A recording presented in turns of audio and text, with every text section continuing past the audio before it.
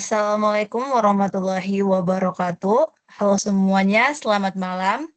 Oke, yang pertama yang kami hormati Ibu Sofi Fitriani selaku dosen mata kuliah Supply Chain Management. Perkenalkan, saya Miliani Zahra yang akan bertindak sebagai moderator sekaligus pemandu jalannya presentasi dalam video kali ini. Oke, pada kesempatan kali ini kelompok kami akan memaparkan hasil analisis dan analisis tugas besar yang berjudul Analisis dan Usulan Perbaikan Manajemen Rantai Pasok pada S-Doger Pak Asep. Oke, bisa dilanjut. Nah, tentu saja di sini saya tidak sendirian. Di sini saya ditemani oleh anggota kelompok saya. Yang pertama ada Khairunisa BR Tarigan, yang kedua ada saya sendiri. Selanjutnya ada Anissa Ramadhani dan Kaisa Amani.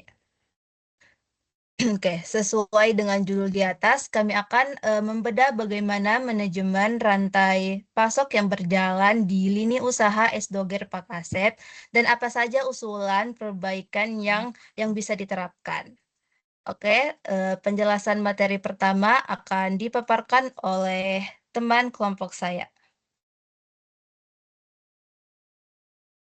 Baiklah, di sini saya akan menjelaskan latar belakang dari analisis dan usulan perbaikan manajemen rantai pasok pada S-Doger Pak Asep. Di latar belakang ini, kuliner sebagai gaya hidup dan sektor UMKM saat ini telah bergeser bukan dari sekedar pemenuhan kebutuhan pangan dasar menjadi sebuah gaya hidup yang dinamis. Dalam ekosistem ini, sektor usaha mikro kecil dan menengah atau UMKM, khususnya kategori mikro dengan aset di bawah 50 juta dan omset tahunan di bawah 300 juta, memegang peran yang sangat krusial dalam ekonomi lokal.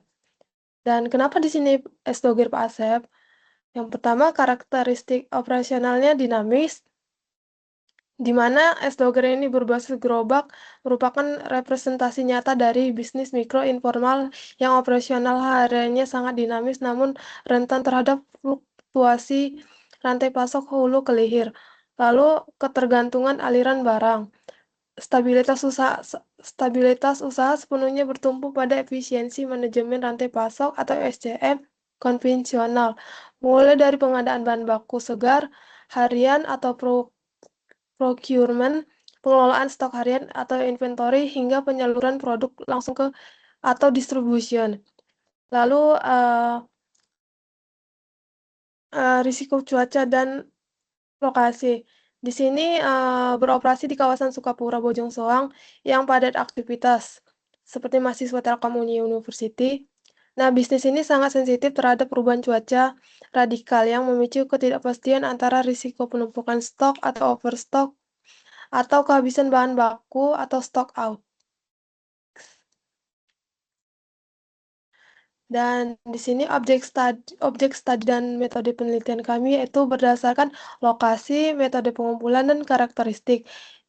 Pada lokasi dan potensi pasar strategis yaitu objek studi berlokasi di Jalan Telekomunikasi Sukapura, kawasan pendidikan padat aktivitas di sekitar kampus Telkom. Lalu S-Doger ini berbasis gerobak menjadi alternatif kuliner yang sangat digemari oleh mahasiswa untuk menyegarkan diri di sela perkuliahan. Dan di metode pengumpulan data ini yaitu kami melakukan kunjungan langsung lapangan dengan cara observasi langsung ke rumah produksi dan lokasi jualannya yaitu pada tanggal 24 Mei 2026. Di sini juga kami melakukan wawancara di mana melakukan tanya jawab langsung dengan pemilik selaku pengelola tunggal operasional harian. Lalu pada karakteristik dan data operasional yang dimana skala usahanya di sini yaitu usaha mikro perorangan, informal berbasis gerobak keliling. Lalu pada model belanjanya yaitu 200.000 per hari untuk pengadaan bahan baku segar di pasar Dayakolot. Dan lalu ada kapasitas puncak di mana penjualannya mampu mencapai hingga 70K per hari pada masa perkuliahan aktif. Selanjutnya akan dijelaskan oleh teman saya. Oke, teman-teman, sekarang kita masuk ke bagian procurement atau pengadaannya. Gimana sih Pak Asep ini dapat bahan bakunya?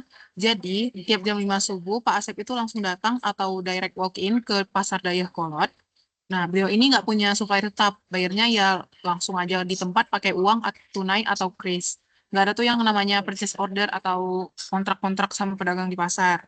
Nah, sistemnya ini benar-benar jangka pendek banget. Prinsip Pak Asep ini simple, yaitu beli hari ini ya khusus untuk dijual hari ini juga gitu. Nah, dari cara belanja yang seperti itu, kami menemukan ada 3 masalah utama nih. Yang pertama, Pak Asep ini terlalu bergantung sama Pak satu pasar aja. Dia ini nggak punya sumber cadangan. Coba bayangin nih, kalau misalnya stok di pasarnya lagi kosong, ya Pak Asep terpaksa nggak jualan atau alias libur gitu. Nah, masalah yang kedua, modal hariannya tuh terbatas banget, maksimal cuma 200.000. Karena modalnya segitu, beliau jadi nggak bisa belanja bahan secara grosir. Sayang banget kan? Padahal kalau bisa grosir, beliau pasti bisa dapat quantity discount. Nah, ujung-ujungnya margin keuntungan beliau gampang banget tertekan. Nah, dari analisis kami, kerugian peluang kayak gini bisa kejadian 3 sampai 4 kali dalam sebulan. Terus yang ketiga, nggak ada evaluasi supplier. Kalau milih bahan, ya murni lihat langsung aja hari itu bagus atau enggak. Hubungannya murni sebatas transaksional alias beli putus. Jadi nggak ada jaminan kualitas buat jangka panjangnya. Lalu gimana sih alur operasional kesehariannya? Nah, kegiatannya itu udah mulai dari jam 5 subuh. Di jam ini proses inbound logistik berjalan, yaitu belanja es balok, kelapa parut, sama roti. Lanjut jam 6 pagi, Pak Asep mulai preparation di rumah. Ini masuk ke sistem back to stock. Beliau mulai meras kelapa, ngerebus ketan, sama bikin sup gulanya. Proses persiapan ini memakan waktu sekitar 3 jaman. Jadi sekitar jam 9 pagi, gerobaknya udah mulai siap untuk buat didorong ke lokasi jualan. Nah, begitu mulai jualan dari jam 10 pagi sampai selesai, sistemnya berubah menjadi assembly to order. Es dogernya baru diracik pas ada pembeli yang datang, maka proses raciknya itu juga cepet banget, cuma butuh waktu 1 sampai 2 menit aja.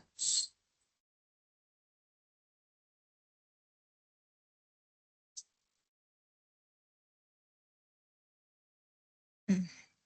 Oke, di slide sini itu memasuki analisis internal pada area operasional dan manajemen persediaan.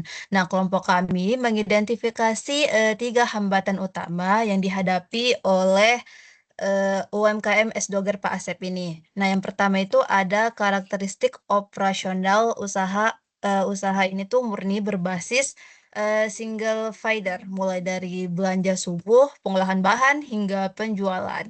Semuanya itu dikelola sendiri oleh pemiliknya, oleh Pak Asep. Nah, terus kondisi ini tuh menciptakan resiko kelumpuhan operasional sebesar 100%, di mana jika pemilik berhalangan hadir atau sakit, maka seluruh aliran bisnis otomatis berhenti seketika. Nah, yang kedua ada ketiadaan sistem pembukuan formal. Ini tuh membuat pengolahan stok dan keuangan tuh sepenuhnya bertumpu pada ingatan atau intuisi pemilik. Nah, dampak buruknya usaha ini tidak memiliki data histori penjualan yang dapat digunakan untuk peramalan permintaan ataupun sebagai dokumen kelayakan saat ingin mengajukan tambahan modal usaha ke lembaga keuangan. Yang ketiga, dampak dari absennya perhitungan kuantitatif seperti ROP dan safety stock memicu terjadinya siklus overstock dan stock out. Nah, saat cuaca hujan, bahan baku seperti santan murni dan es balok seringkali terbuang sia-sia karena basi. Sebaliknya, saat cuaca terik di jam puncak perkuliahan, Pak Asep justru sering kehabisan stok dan kehilangan potensi keuntungan harian akibat keterbatasan bahan baku yang dibawa. Oke, slide selanjutnya. Nah, selanjutnya pada area rantai pasok hilir atau manajemen distribusi, kami memetakan bagaimana produk es doger ini dapat sampai ke tangan konsumen akhir. Jaringan penyaluran yang digunakan murni menerapkan zero level channel. Artinya tidak ada keterlibatan perantara atau retail pihak ketiga. Nah, transaksi dagang terjadi secara langsung dan tatap muka di lokasi gerobak mangkal.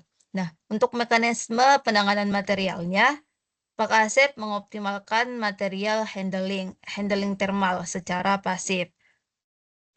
Nah, suhu es serut dipertahankan di dalam tabung termos agar tidak mudah mencair saat proses operasional di luar ruangan. Nah, keunggulan dari model distribusi ini itu adalah basis pasarnya yang bersifat inklusif hyperlokal.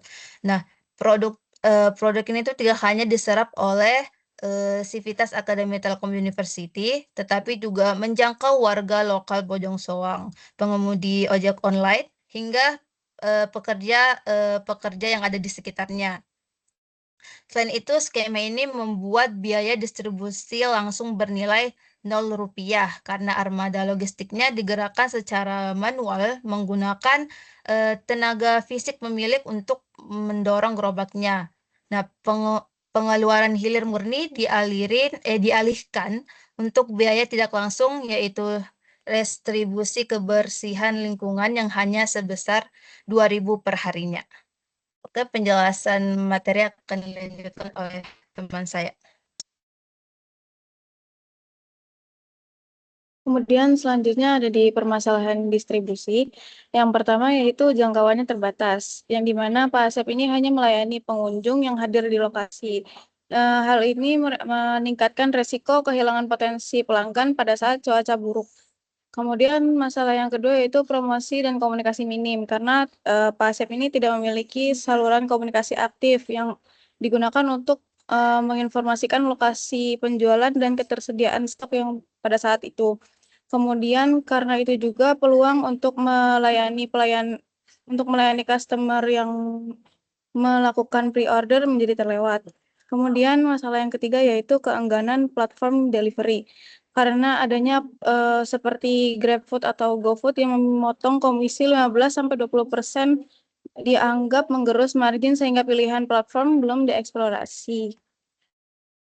Kemudian selanjutnya ada rekomendasi perbaikan SCM untuk S-Doger Pak Asep, yaitu yang pertama ada di bagian pengadaan, yaitu untuk mengidentifikasi 1-2 supplier cadangan seperti pedagang keliling atau pasar terdekat untuk menjaga-jaga apabila supplier utamanya sedang kehabisan stok. Kemudian saran yang kedua yaitu memulai membuat pencatatan pembelian harian sederhana. Kemudian untuk di bagian selanjutnya yaitu operasional dan inventory, yaitu merekrut tenaga paruh waktu on call, yaitu di mana bisa menarik dari teman atau keluarga di mana tidak ada tuntutan upah, dan kemudian membuat skema belanja harian berdasarkan cuaca dan kalender kampus yang terdapat pada tabel skenario.